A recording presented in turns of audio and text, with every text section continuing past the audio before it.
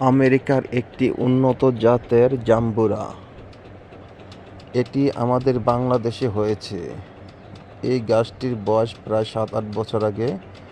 8 বছর আগে বড় ভাই আমেরিকা থেকে আসে। তো যাই হোক, কয়েক ধরনের ফল এনেছিল। জাম্বুরা গাছটি আছে, কিন্তু আপেল খুব বড় বড় বিশাল সাইজের আপেল ছিল, কিন্তু ওটার গাছ হয়নি বা ওটা প্রসেস করতে পারিনি, ওটা দেখাতে পারতেছি না। অনেক বড় বড় আপেল ছিল, মিডিয়াম ছিল, বড় অনেক বড় ধরনের।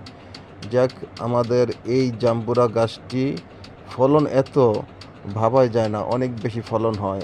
আর জাম্বুরাগুলো অনেক বড় হয়, সাইজ বড়, আর মিষ্টি সুস্বাদু, প্রচুর পরিমাণে মিষ্টি। আমাদের দেশীয় জাম্বুরা একটু তিতো লাগে, মিষ্টি লাগে, কিন্তু এটা তিতো ওই ভাবটা নেই। আর চোচাটা খুবই পাতল বা পাতলা, একদম পাতলা চোচা, এবং দেখতে খুবই সুন্দর। আমি আর ক্যামেরায় হয়তো ওরকমভাবে দেখাতে পারতেছি না। এটা যখন পাকে তখন এটা একদম তেলতেলে হয়ে যায়, কালারটা হালকা হলুদের মতো হয়, খুবই সুন্দর। আর এটা ছোট বড় সব অবস্থায় এটা আপনার মিষ্টি লাগে, তিতো লাগে না।